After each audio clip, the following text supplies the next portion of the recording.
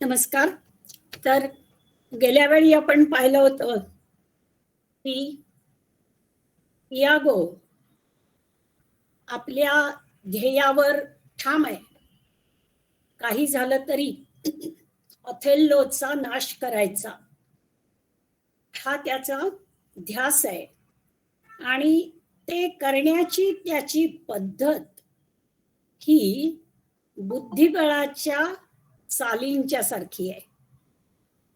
म्हणजे असं जाळं फेकायचं की त्या जाळ्यामध्ये आपलं सावज अडकलंच पाहिजे.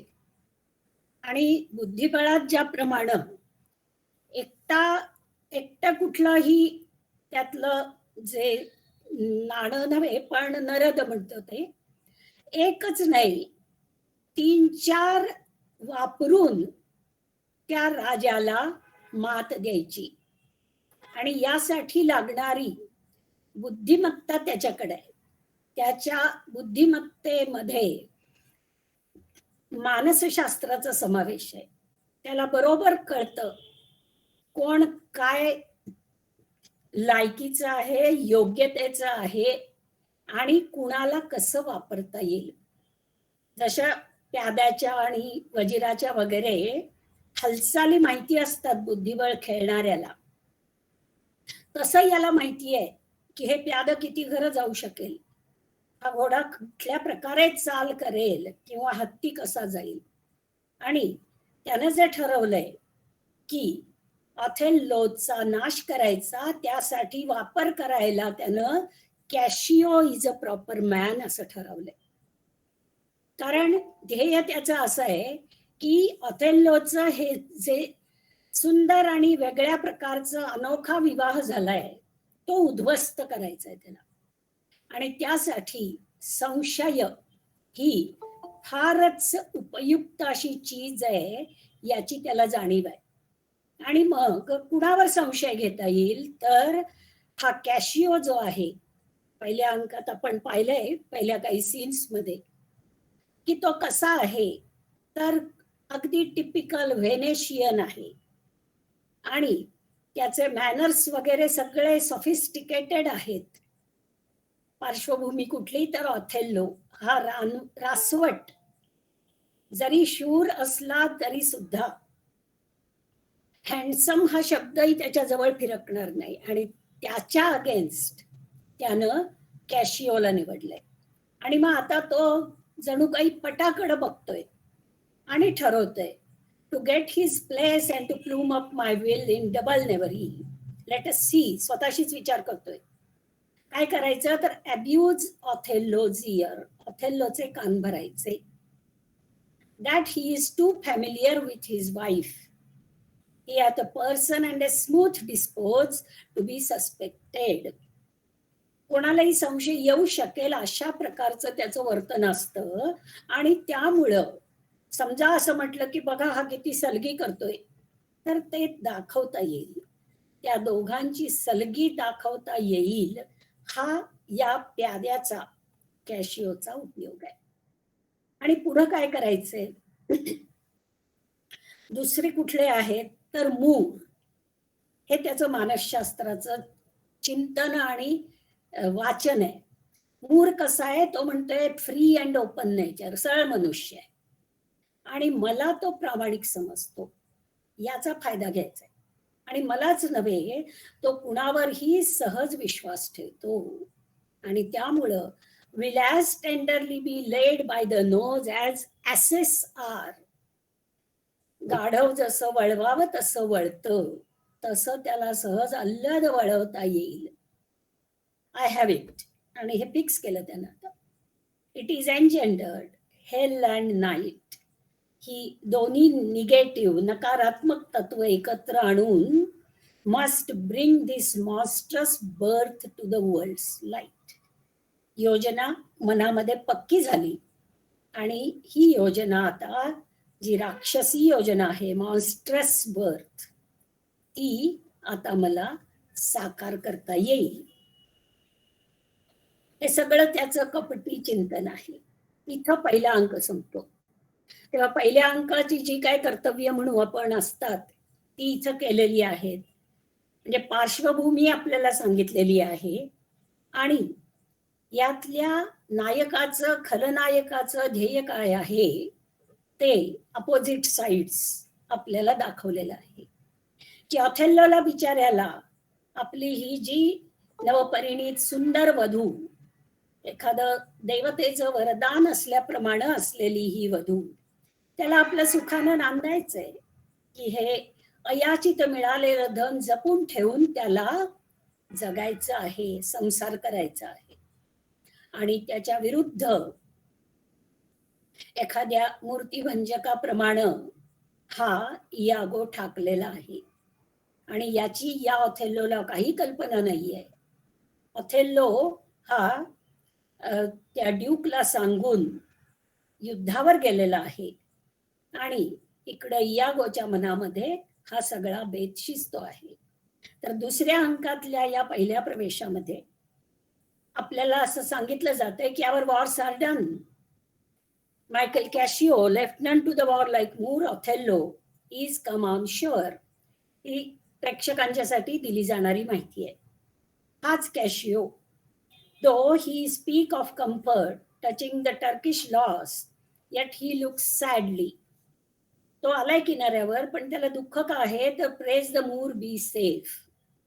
मूर अजून किनाऱ्यावर आला नाहीये. For they were parted with foul and violent Tempest.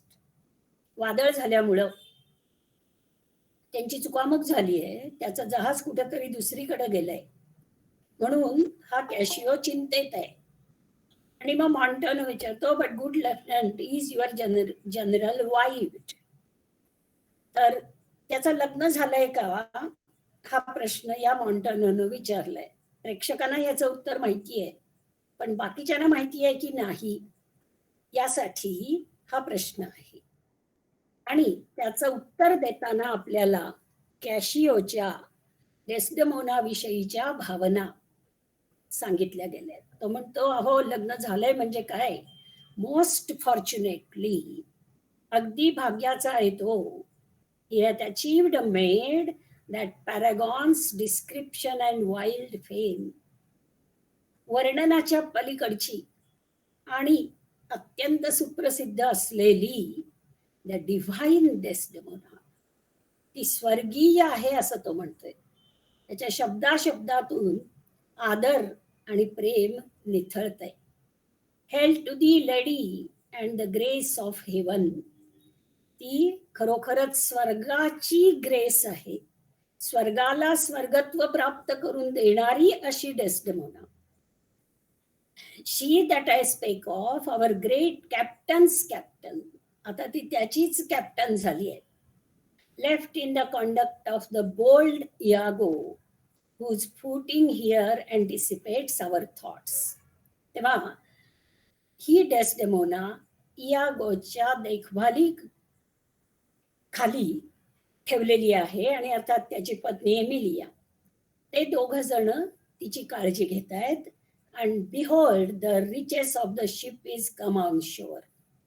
तिथं ही डेस्डेमोना अवतीर्ण झाली आहे आणि हा तिच्यासाठी शब्द वापरतोय, सागर लक्ष्मी जणू काही किनाऱ्यावर अवतरली आहे. You main of Cyprus, let her have your needs. तुम्ही तिच्या पुढं गुडघे टेका. यामधून कॅशिओचं डेस्डेमोना विषयीचं अपरंपार भक्तियुक्त प्रेम दर्शवलंय आणि अर्थातच याचा उपयोग इयागो करून घेणार आहे. आता ऑथेल्लो येणार आहे. डेस्डेमोना विचारते की, I thank you well and Cassio, what tidings can you tell me of my lord? कधी येणार आहे तो? He is not yet arrived, not know I aught, but that he is well and will be shortly here. सुरक्षित आहे पण तो लवकरच येईल तो. But I fear how lost you company. ही जेंटल टेंडर डेस्डेमोना साहजिकच काळजीत पडतीये. तो सांगतो, the great contention of the C and skies parted our fellowship. या सगळ्यांची भाषा काव्यमय आहे. आकाश आणि समुद्र यांच्यात जणू काही संघर्ष होता आणि त्यात आमची दोघांची ताटातूट झाली. पण तेवढ्यात त्याला एक शीड दिसतंय आणि तो म्हणतो की तो बघा आता येईलच थोड्या वेळामध्ये. तेवढ्या वेळात तो येईपर्यंत शेक्सपियरनं आपल्याला दाखवलंय की तोपर्यंत हे सहज गप्पा मारतायत. डेस्डेमोना, इयागो, एमिलिया हे सर्वजण बोलतायत आणि इयागो त्याच्या स्वभावाप्रमाणे काही काही कॉमेंट्स करतोय. तेव्हा डेस्डेमोना विचारते, what would you say about me? वेगवेगळ्या लोकांच्या बद्दल तू काय काय बोललास माझ्याबद्दल? आणि तेव्हा इयागो सांगतो, O gentle lady, do not put me to it. मला ते सांगू नका तुम्ही. तुमच्याविषयी मी काही बोलणार नाही. For I am nothing if not critical. जर मी काही क्रिटिकल बोललो नाही तर मी नव्हेच. इथं त्यानं आपला स्वभाव तिच्या पुढे मांडलाय. म्हणजे याच्या विचाराची दिशा काय आहे, तर ज्याला आपण आज सिनिकल म्हणतो. प्रत्येक गोष्टीमधला हा सिनिकल भाग काढणार. आता त्यावेळेला कॅशिओ आणि डेस्डेमोना एकमेकांशी बोलतायत. कॅशिओचा डेस्डेमोनाशी अर्थातच परिचय आहे. त्यामुळं दोघही एक प्रकारच्या इंटिमसीनं बोलतायत. पण ही इंटिमसी मर्यादित आहे, केवळ सफिस्टिकेशन आहे. इयागोला त्याचा फायदा घ्यायचा आहे. कॅशिओ म्हणतोय, he speaks home madam, you may relish him more in the soldier than in the scholar. तो क्रिटिकल म्हणतोय खरा, स्वतःबद्दल बोलतोय, पण शेवटी आहो तो सोल्जर आहे, शिपाई गडी आहे. त्यामुळे त्याच्यामध्ये तुम्ही स्कॉलरची अपेक्षा करू नका. कॅशिओ इयागोविषयी काहीही नकारात्मक बोलत नाहीये, किंबहुना कोणीच त्याच्याविषयी असं बोलत नाहीये. आणि इयागो हे संभाषण पाहतो आहे आणि ऐकतो आहे. He takes her by the palm, well said, whisper. त्या दोघांचं जे संभाषण, त्या संभाषणाची रीत बारकाईनं तो निरीक्षण करतोय. अरे आता हात घेतलाय त्यानं आणि कुजबुजतायत काहीतरी. आणि मग with as little a web as this will I ensnare as great a fly as Cassio. हे जाळं आहे. हे जे यांचं आत्ताचं वागणं चाललंय हे असेल निरुपद्रवी, पण याचा वापर मी करणार आहे आणि हा कॅशिओ नावाचा मोठा किडा त्यामध्ये मी पकडणार आहे. आता अर्थात आपल्याला माहिती आहे की या प्रकारे प्रत्येक संस्कृतीमधले संकेत वेगळे असतात. काही ठिकाणी ज्या गोष्टी चालतात किंबहुना सभ्यतेचा संकेत म्हणून वापरल्या जातात, त्या दुसऱ्या ठिकाणी असभ्य ठरतात. म्हणजे अगदी उदाहरणच घ्यायचं झालं तर फ्रेंच संस्कृतीमध्ये स्त्रीचं गालावर चुंबन घेणं हे तिला दाखवण्याच्या आदराचं आणि प्रेमाचं प्रतीक आहे. आणि त्यामुळं इंडो फ्रेंच विजिट्स, कल्चरल विजिटमध्ये फ्रान्सच्या त्या जे कोणी होस्ट असतील त्यांना सूचना दिली जाते की आपली जी पद्धत आहे स्त्रियांच्या गालांचं चुंबन घेण्याची, ती भारतीय स्त्रियांच्या बाबतीत तुम्ही वापरू नका. इथं तेच घडतंय. व्हेनिसमध्ये अशा प्रकारे हातात हात घेऊन बोलणं तरुण तरुणींनी, यात आक्षेपार्ह काही नाहीये. पण इयागोला माहिती आहे की याचा वापर ऑथेल्लोच्या संदर्भात करता येईल आणि त्यामुळे त्या दृष्टीनं तो बारकाईनं बघतोय. स्माइल अपॉन हर, अरे वा, हास हास तिच्या बरोबर. I will give thee in thine own courtship, याचा वापर मी करणार आहे पुढं. You say true, it is so indeed. If such tricks as these strip you out of your lieutenantry. हे जे काही चाललंय ना तुझं, या सगळ्यातूनच मी तुझी लेफ्टनंटशिप काढून घेणार आहे. हे सगळं तो स्वतःशी बोलतोय. प्रत्येक हालचाल त्याला, प्रत्येक हालचाल, कॅशिओची प्रत्येक सवय हे आपल्याला कसं वापरता येईल याचं चिंतन चाललंय तिचं. It had been better you had not kissed your 3 fingers so oft. अरे काय, किती वेळा तू तुझी ती 3 बोट त्यातून किस घेतोयस, बघ आता हे काय होईल ते. You are most apt to play. Very good, well kissed. त्याचं कंटिन्युअस चिंतन चाललंय, हे काय चाललंय, ते काय चाललंय. An excellent courtesy, it is so indeed. Yet again your fingers to your lips. अरे किती वेळा ओठाजवळ फिंगर्स बोटने शील. आणि हे सगळं त्याचं चिंतन चालू असताना ट्रम्पेट वाजते आणि मूर येणार आहे. Let us meet him and receive him. आणि या वियोगानंतर ऑथेल्लो आणि डेस्डेमोना भेटतायत. तर याविषयी अर्थात अनेकच चित्र आपल्याला पाहायला मिळतात. हे पोशाख जिथं या नाटकाचा प्रयोग असेल तिथल्या रीतिरिवाजाप्रमाणे दाखवला जातो. म्हणजे शाकुंतल चीनमध्ये किंवा जर्मनीमध्ये करताना जरी कितीही भारतीयत्व आणले तरी थोडा त्यांच्या देशाचा म्हणून संस्कृतीचा भाग येतो त्या प्रकारे. आणि अत्यंत उत्कट प्रेम असलेल्या ऑथेल्लोची ही या सीन मधली भाषा किती काव्यमय आहे ते पहा.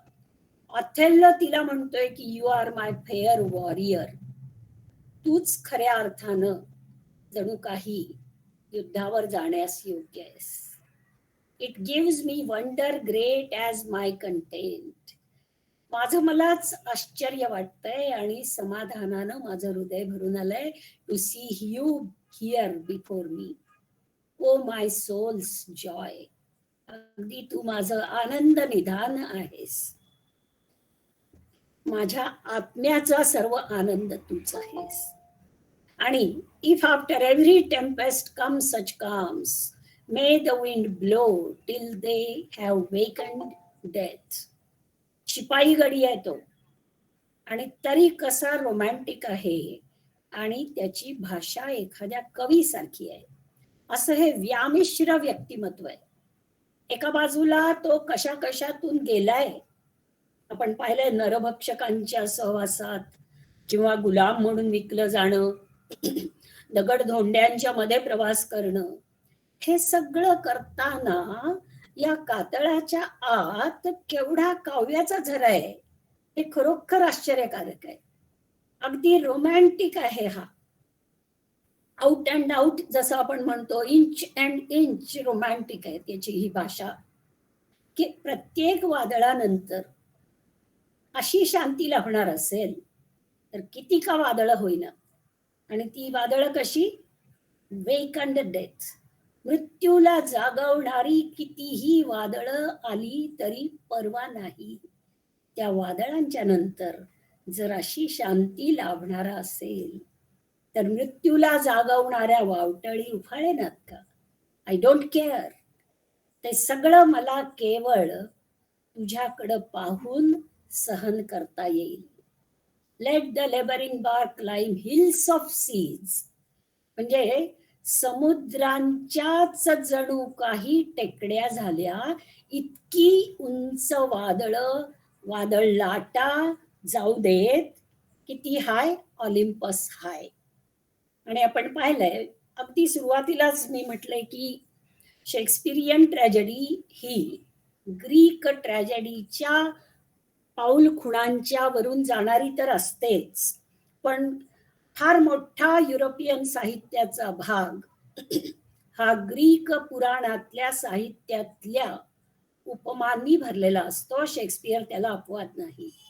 तर ऑलिम्पस पर्वत की जिथं ग्रीक पुराणानुसार देवदेवता राहतात आणि अर्थातच अत्युच्च अशा शिखरावर हे ऑलिम्पस आहे.